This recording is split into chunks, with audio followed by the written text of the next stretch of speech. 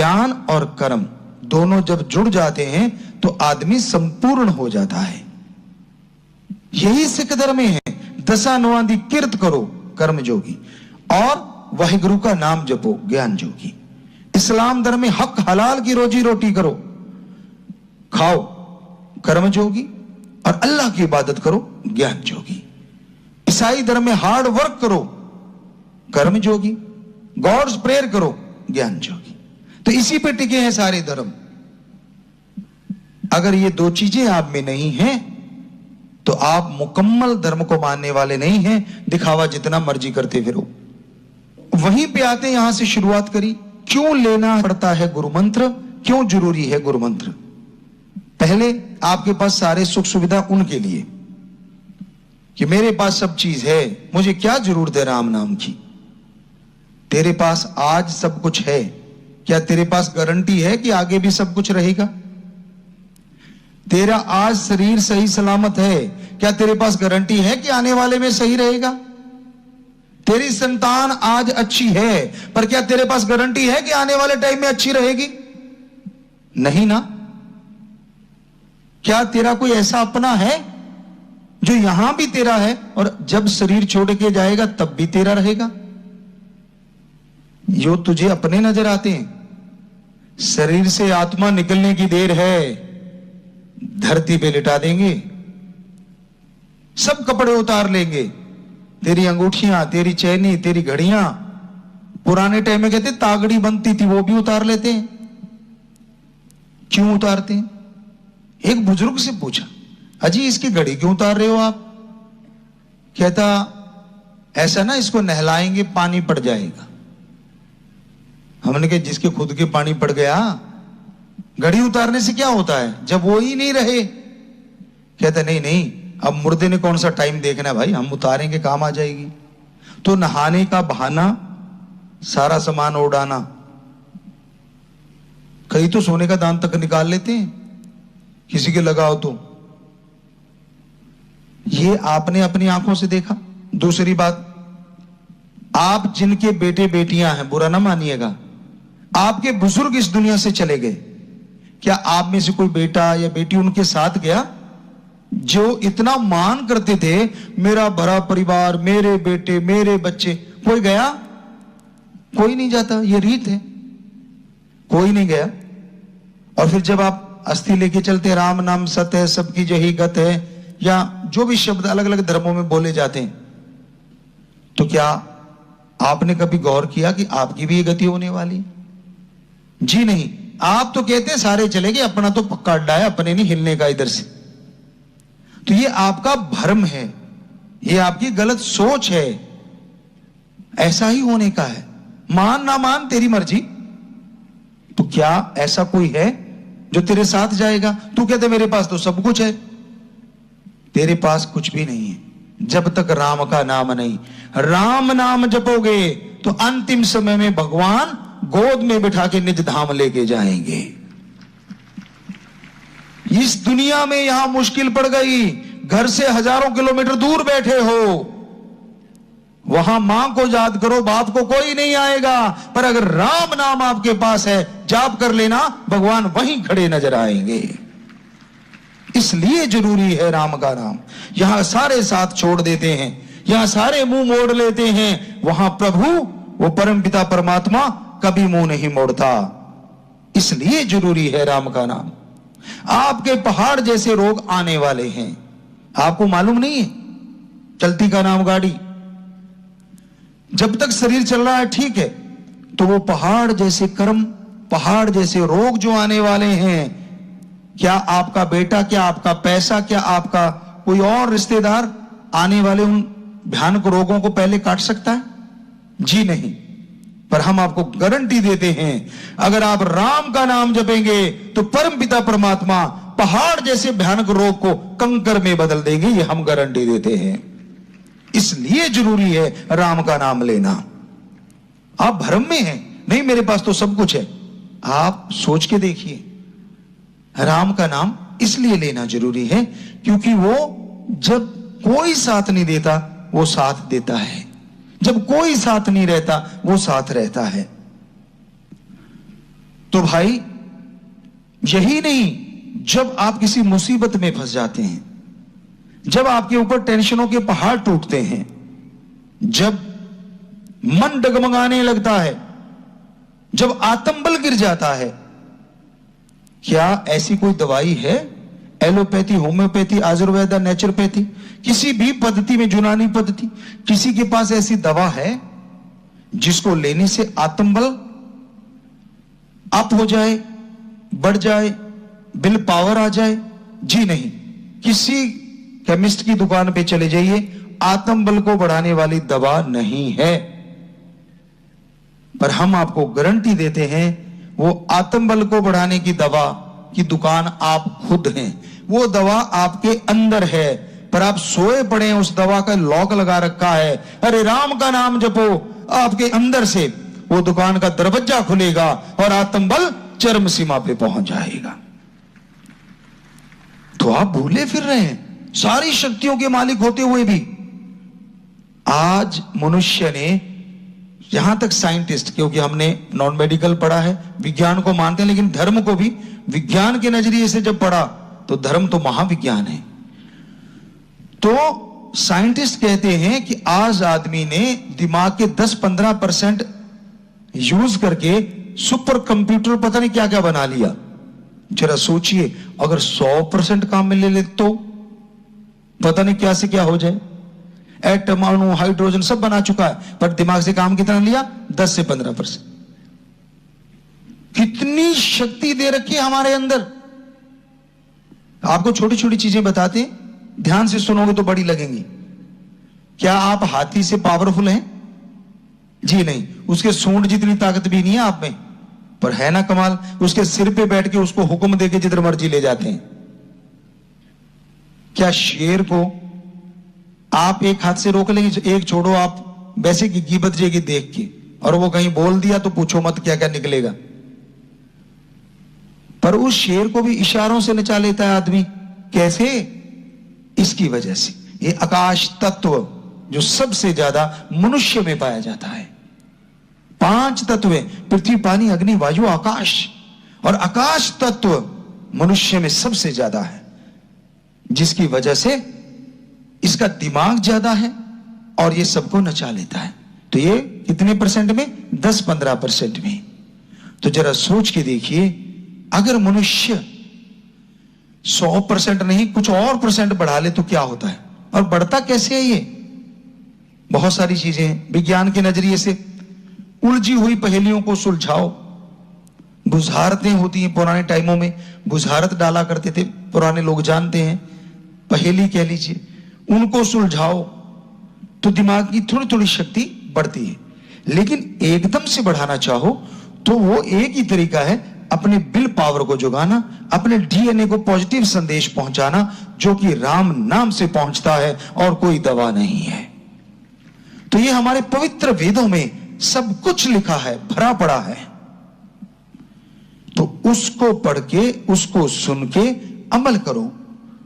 तो इसलिए राम का नाम जरूरी है। अब आते हैं दूसरा तबका, जो कहता है मेरे पास कुछ भी नहीं है, फक्कड़ हूं, खा लिया पी लिया और क्या लेना है हमने राम नाम से। थोड़ा कमाया, पैग मार लिया, शराब पी ली, लुटा दिया, अगले दिन नया कमा लेंगे, बस क्यों जरूरत है राम के नाम की? तो उनके लिए अरे राम नाम तेरे बर्बाद होते शरीर को, तेरे बर्बाद होते घर को बचा लेगा। ओम हरि अल्लाह गौड़ खुदा रब वाहिगुरु राम का नाम ऐसी शक्ति देगा, ऐसी ताकत देगा कि तेरे बिगड़े काम बनने लगेंगे, और तेरी तकदीर जो कहता है सोई पड़ी है वो जाग जाएगी। तेरा घर जो नरक के मानिंद हुआ पड़ा स्वर्ग के मानिंद हो सकता है। ऐसी शक्ति है राम के नाम में।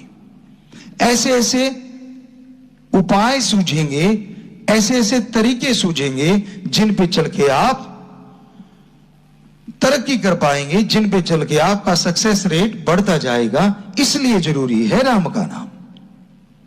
तो हर तरीके में, हर जगह के लिए, हर काम के लिए और सेहत के लिए जरूरी है राम का नाम। इसलिए राम का नाम लेना चाहिए। बेइंतहा फायदे हैं। आपको कभी अकेलापन ही नहीं लगता। क्यों? एहसास रहेगा कि आपका राम, जिसको भी आप मानते हो, ओम हरि अल्लाह गौड़ खुदा वाहिगुरु ईश्वर, ओम आपके साथ है। वैसे तो वो है साथ, एहसास तो नहीं होता, लेकिन जैसे आप मालिक की भक्ति करेंगे, राम का नाम जपेंगे, आपको एहसास भी होगा, महसूस होगा कि हां मेरे साथ मेरा मालिक है। और जब आपके साथ मालिक है तो आपको टेंशन नहीं रहेगी, संतोष धन आ जाएगा, संतुष्टि। और संतुष्टि अपने आप में कितनी बड़ी कुंजी है जो सुखों की खान है। संतुष्टि कहते किसे हैं? संतोष धन है क्या? जो आपके पास है उसका सुख लो और समाज को कुछ हिस्सा सुख के लिए दो। बीमार का इलाज करवा दो, भूखे को खाना खिला दो, प्यासे को पानी पिला दो, कपड़े नहीं तो उनके कपड़े पहना दो। यह है सच्चा दान धर्मानुसार। किसी जीव जंतु की रक्षा कर दो, तन से, धन से, मन से, यह सच्चे दान। तो वो पैसा लगाइए और बाकी पैसा जायज कमाइए। ये नहीं 100 रुपए की चीज 200 में बेचो और फिर मालिक को 5 रुपए चढ़ा दिए, 95 किधर जाएंगे? वो भी तो 2 नंबर के हैं। तो कुछ परसेंट धर्मों में रखा हुआ है, किसी ने 7, किसी ने 10, किसी ने 15, किसी ने 20। इस परसेंट तक आप लें और यकीन मानो ये आपकी मेहनत की कमाई होगी, हक हलाल की रोजी रोटी होगी। और इस मेहनत की कमाई में एक सुकून होता है, एक चैन होता है, और इसी से संतोष आता है कि जो मेहनत करते रहो, जो आपके पास है उसका सुख लो और सृष्टि का भला करो। जो आपके पास नहीं है उसको पाने के लिए मेहनत करो। इसी का नाम संतुष्टि है, इसी का नाम संतोष। हाथ पे हाथ धर के नहीं बैठना, मेहनत तो करनी है। कर्म करे बिना तो बात बनती नहीं, कर्म तो करना है, कर्म जोगी बनना है। तो इसलिए कर्म जोगी होते हुए राम का नाम लेते रहिए, तो आपकी तरक्कियां होती जाएंगी और आप खुशी के नजदीक पहुंच जाएंगे। तो आपको आज यही बताना चाह रहे थे कि मालिक का नाम लेना क्यों जरूरी है। हर वर्ग के लिए, हर धर्म में एक ही बात लिखी हुई है। जैसे हर धर्म यह कहता है कि मनुष्य शरीर सर्वोत्तम है, अति उत्तम है, पर ऐसा आप करते क्या हैं? बाल बच्चे पशुओं के हैं, रफाहस्त वो जाते हैं, खाते पीते वो हैं, घर उनके भी वो बना लेते, घोंसले वगैरह जीव जंतु। बल्कि उनकी तो मरने के बाद हड्डियां चमड़ा काम में आता और जीते जी गोबर भी काम में आती है। आपके तो जीते जी संभालने के लाले पड़े हुए हैं और मरने के बाद टैक्स अलग से लग जाता है। तो फिर क्यों सर्वश्रेष्ठ का हमारे धर्मों में मनुष्य शरीर को?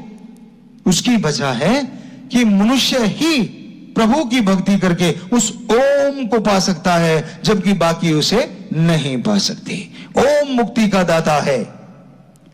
हमारे देव महादेवों के आगे भी ओम लगता है, वो उन्हीं की समाधि में बैठते हैं। ओम विष्णु देवाय नमः। तो कहने का मतलब किसी भी संत की बात सुनिए, सच ये है कि मुक्ति का दाता ओम है, जिसने सारी सृष्टि को बनाया है, हर किसी को बनाया है, दोनों जहां का मालिक। एक जहान त्रिलोकी है और दूसरा जहान यहां आत्मा और परमात्मा का मिलन है। त्रिलोकी आसमान धरती पताल नहीं, 3 तरह के जीव यहां पाए जाते हैं, उसे त्रिलोकी कहते हैं। स्थूल का है, सूक्ष्म का है और कारण का है। स्थूल जो दिखते हैं, सूक्ष्म जो दिखते नहीं या अति सूक्ष्म बैक्टीरिया वायरस कह लीजिए, और कारण का है देवी देवताओं का शरीर, जब चाहे वो छोटा कर लें, जब चाहे बड़ा कर लें और जब चाहे यहां पहुंच जाए, वो कारण का कहलाता है। यहां ये 3 तरह के लोग रहते हैं, 3 तरह के शरीर पाए जाते हैं, वो है त्रिलोकी। और हमारे पवित्र वेदों में लिखा है ऐसी सैकड़ों त्रिलोकियां हैं। अभी तक साइंस ये नहीं ढूंढ पाई कहीं और जिंदगी है कि नहीं, पर हम चैलेंज करते हैं, जो पवित्र वेदों में लिखा है 100% सच है। सैकड़ों जगह त्रिलोकियां हैं, सैकड़ों जगह। आने वाले टाइम में कहीं साइंटिस्ट ये ना कहते हमने नई खोज कर ली, अरे ऑलरेडी 12,000 साल पहले ये खोज हो चुकी है, कम से कम 12,000 साल पहले। वैसे पवित्र वेद आदि काल से बने हैं, लेकिन विज्ञान के नजरिए से भी देखें तो 12,000 साल, कोई 14,000 साल मानता है। तो इतने पहले खोज हो चुकी है, इसलिए हम कहते हैं अगर आप जिज्ञासु हो तो भी राम का नाम जपो। अरे ऐसा ऐसा कुछ मिलेगा, पूछिए मत, अचंभित रह जाएंगे आप। अच्छा, हमारे पूर्वज इतनी तरक्की कर चुके थे जी। ऐसे नहीं नालंदा में पूरा वर्ल्ड आके पढ़ने आया करता था। ये तो अलग बात है, आज वाले आप वहां जा रहे हैं अलग अलग जगहों पे, लेकिन कोई टाइम ऐसा भी था, पर बीच में कुछ ऐसी संस्कृतियां आई जिन्होंने हमारे पवित्र वेदों का रंग रूप बदला या हमारी संस्कृति को खत्म करने की कोशिश की। पर यह सच है कि जो धर्म होता है वो एक ऐसी चट्टान होता है ना जिसे बादल, ना धूप, ना तूफान हिला सकता था, ना हिला सका है और ना हिला सकेगा। ये सच है। मानने वाले बदल जाते हैं, ये हकीकत है। कई दिखावा करते हैं, कई ढोंग करते हैं। सच्चे दिल से मानो तो पता चलता है धर्म तो जोड़ने का नाम है, तोड़ने का नाम नहीं है। इंसान को इंसान से जोड़ो, इंसान को भगवान से जोड़ो, इंसान को सृष्टि से जोड़ो। ये है हमारा धर्म। तोड़ना तो कहीं लिखा ही नहीं। हमने तो सब पे रिसर्च कर ली, कहीं नहीं लिखा। तो भाई, धर्म की सुनोगे, धर्म की मानोगे। मैं धर्म का नुमाइंदा हूं, अच्छी बात। क्या धर्म को मानते भी हो? कभी ये भी देख लिया करो। पहनावा पहनता हूं, सरनेम लगाता हूं धर्म का, पर क्या धर्म की बात को मानता है? मुंह में सिगरेट, मुंह में शराब, किस धर्म में लिखा है जरा पढ़ के बताइए। हिंदू धर्म सवाल ही पैदा नहीं होता, इस्लाम धर्म सवाल ही पैदा नहीं होता, सिख धर्म मतलब ही नहीं, और ईसाई धर्म कोई मतलब नहीं। फिर क्यों? जो लाइन में लगे होते हैं ठेके के आगे, कौन सा होता है धर्म? सरनेम तो यही होते हैं ना। तो आप धर्मों को मानते नहीं, धर्मों को बदनाम कर रहे हैं। बुरा लगेगा आपको सुन के। आप कोई भी धर्म की हैं, और जब ठेके के आगे लाइन लगी है या गुपचुप लेके जाते हैं या घर में पैग शैग मार लेते हैं, तो ये किसी धर्म में इजाजत ही नहीं है। तो क्यों कर रहे हैं आप ऐसा? क्या आप धर्म को मान रहे हैं या बदनाम कर रहे हैं? इसलिए हमारे धर्म बदनाम हो रहे हैं। धर्म को मान के देखो, धर्म की सुन के देखो, धर्म पे चल के देखो। हम गारंटी देते हैं, इस पल धर्म को मान लो, अगले पल इस धरती पे राम की चर्चा होने लगेगी और प्यार मोहब्बत की गंगा बहने लगेगी। ढोंग मत करो, दिखावा मत करो, अपने अपने धर्म को मान लो। सारे धर्म में वही हैं जो पुरातन पवित्र वेदों में लिखा था। हमने तो पढ़ के देख लिया, सभी धर्मों में सेम थिंग है, कुछ भी फर्क नहीं है। लैंग्वेज चेंज है, भाषा बदल गई, लेकिन वही चीजें चली आ रही हैं। तो इसलिए धर्म बदलने में कुछ नहीं पड़ा, सोच को बदलो। पता नहीं क्यों भाग जाते हैं आप, चंद पैसे दिखाए, चंद नोट दिखाए और आप तारी बांध लेते हैं। जी नहीं, ये गलत है। अपने वंश को आप कैसे झुठला देंगे? आज आप कुछ बन के कैसे भूल जाएंगे कि आपके अंदर किन की खून चल रहा है? तो इसलिए जरूरी है धर्म को मानो, जरूरी है राम का नाम जपो, ओम हरि अल्लाह वाहिगुरु गॉड खुदा रब को याद करो। अरे कहीं नहीं लिखा। बस लास्ट में आपको एक बात, धर्म की पहली बात, पहली शिक्षा बताना चाहेंगे। हमारे हिंदू धर्म में लिखा है प्रभु कृपा निधान है। इस्लाम धर्म में लिखा है अल्लाह ताला रहमाने रहीम, रहमो करम का मालिक है। सिख धर्म में लिखा है वाहिगुरु दयादा सागर है। ईसाई धर्म में लिखा है काइंड या काइंडनेस वर्ड गॉड से आए हैं, काइंड है वो और काइंडनेस ही फैलाता है। तो क्या सुना आपने? हमारा प्रभु, हमारा मालिक दया का सागर है। ठीक है जी, सबने सुना, सभी धर्मों में लिखा। तो फिर वही मालिक कैसे कह सकता है किसी को मारो, किसी को काटो, किसी को तड़पाओ और किसी को मार के खा जाओ? कैसे कह सकता है? बताइए आप। तो हम धर्म की पढ़ते हैं, धर्म की मान ले, इस पल मानो, अगले पल प्यार मोहब्बत की गंगा इस पूरी दुनिया में बह सकती है। मानो ना मानो आपकी मर्जी, बताना हमारा फर्ज, क्योंकि हम तो आपके सेवादार हैं, चौकीदार हैं। एक भाषा बताना पड़ता है। ऊंचा इसलिए बैठते हैं क्योंकि बोलने वाला ना देखे, ये मनोदशा आदमी की, तो खड़ा होकर देखेगा किधर बोल रहा है। नेचुरली आदत होती है। और दूसरी बात, इस कलयुग में जो मालिक की राम नाम के पुजारी आके बैठते हैं, हमारे धर्म में कहीं जिक्र आता है कि ये एक उस टाइम में देवी देवताओं से भी बढ़ के हो जाते हैं, मालिक उनमें जाहिर नजर आता है। तो इसलिए आप में हमें मालिक नजर आए, एक एक में ऊंचा बैठना पड़ता है, वरना हम तो आपके जूतों में भी बैठने को तैयार हैं। हमें कोई ऐसा अहंकार नहीं है, कोई मान बढ़ाई नहीं है, कोई अपनी अलग से धर्म नहीं बनाते, कोई जात मजहब नहीं, क्योंकि हम जानते हैं कि हमारे सारे धर्म एक हैं और हम सब एक हैं। ये तो भ्रम डल गया, ये तो गलत बुद्धि होगी, गलत सोच हो गई, गलत आप चल रहे हैं। धर्म में लिखा गलत नहीं है, अभी आपको पढ़ के सुनाया। और आप जानते हैं छोटी जात का जो आज बना रखी है, क्या बड़े के सेम ब्लड ग्रुप ब्लड लगता है कि नहीं लगता? इस देश वालों का दूसरे देश वालों के अगर ब्लड सेम है लगता है कि लगता? ब्लड ग्रुप अगर सेम है, अगर ब्लड ग्रुप सेम है, एक दूसरे के ब्लड लग सकता है, हिंदू का मुस्लिम के, मुस्लिम का सिख के, सिख का ईसाई के, जब ये लग सकता है तो आप कैसे कहते हैं आपकी जात अलग अलग है? हमारा सारा संसार पवित्र वेदों में लिखा कुटुंब है, एक कबीला है, हम सारे एक ही हैं, ये लिखा हुआ है। सनातन समय से, पुराने समय से ये चीज बताई हुई है, पर हम दीवारें खड़ी कर रहे हैं, ये सही नहीं है। अपने धर्म को मानिए, वो धर्म आपको जब शिक्षा देगा तो आप आपस में बेगर्ज निस्वार्थ प्यार करेंगे, मोहब्बत करेंगे, और अपने आप ही धरती पे प्यार मोहब्बत का साम्राज्य हो जाएगा, राम राज्य हो जाएगा। तो बताना हमारा काम है जी, मानो ना मानो आपकी मर्जी, जो आपने सीखा होगा, पर जो हमने पढ़ा, जो हमने रिसर्च किया, हमारे गुरु शास्त्र नाम शाह मस्तान दाता रहबर ने जो हमें शिक्षा दी, वो हमने आपकी सेवा में रखी, और सारे धर्मों को जो पढ़ा वो आपकी सेवा में रखा जी। जी, जो भी सासंगत आश्रम में चल के आई है, आप सबका सत्संग में शास्त्रनाम जी दाता के रहमो करम के भंडारे पे आने का बहुत बहुत स्वागत करते हैं, मुबारकबाद कहते हैं, और उसी सतगुरु मौला से दुआ करते हैं कि वो आपकी झोलियों में अपनी दया में रहमत के अलौकिक नज़ारे जरूर डालें। सबको बहुत बहुत आशीर्वाद, बहुत बहुत स्वागत।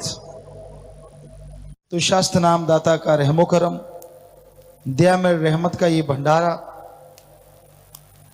जो उन्होंने ही शुरुआत की, ये अपने आप में बेमिसाल है। ऐसा आज तक कभी इतिहास में नहीं हुआ कि कोई गुरु मुर्शिद कामिल शिष्य का जन्मदिन भंडारे की तरह मनाता, या वो केक काटना जो भंडारे में सच्चा सौदा में रीत है। तो ये उनका रहमो करम है, और इस दिन आप ज़्यादा रहमो करम हासिल करें, यही उनसे दुआ है, प्रार्थना है। मुझे जानना था कि मेरे हस्बैंड मेरे के लॉयल तो है ना? देखिए, आपके हस्बैंड का जो वीनस और इंसान अपने अंदर बहुत तरह की सोच रखता है, और ये कभी नहीं हो सकता कि 100% सोच आपकी पूरी हो जाए। बहुत सारी पूरी हो जाती हैं, बहुत सारी अधूरी रह जाती हैं। पूरी होती हैं उसकी खुशी क्षणिक होती है, जो पूरी नहीं हुई इच्छाएं उनकी टेंशन बनी रहती है। ऐसा नहीं होना चाहिए। इच्छा रखना गलत नहीं, इच्छा रखो, लेकिन इच्छाओं का मक्कड़ जाल इतना सख्त ना बुनो कि उसी में उलझ के जिंदगी की खुशियों से महरूम हो जाओ, खाली रह जाओ। हमने देखा है अल्लाह वाहिगुरु राम से इंसान खुशियां मांगता है, 100 खुशियां मांग ली, 99 मालिक ने पूरी कर दी, एक अधूरी रहेगी तो 99 पे पानी फेर देता है। कह देता है कि मेरा तो मालिक कुछ भी नहीं करता, सब पर उपकार को, सब दया में रहमत को भुला देता है। तो ये बिल्कुल गलत है। उसका शुक्राना करना, परम पिता परमात्मा से उसकी दया में रहमत का नजारा मांगना, ये जायज है। पर बेवजह गम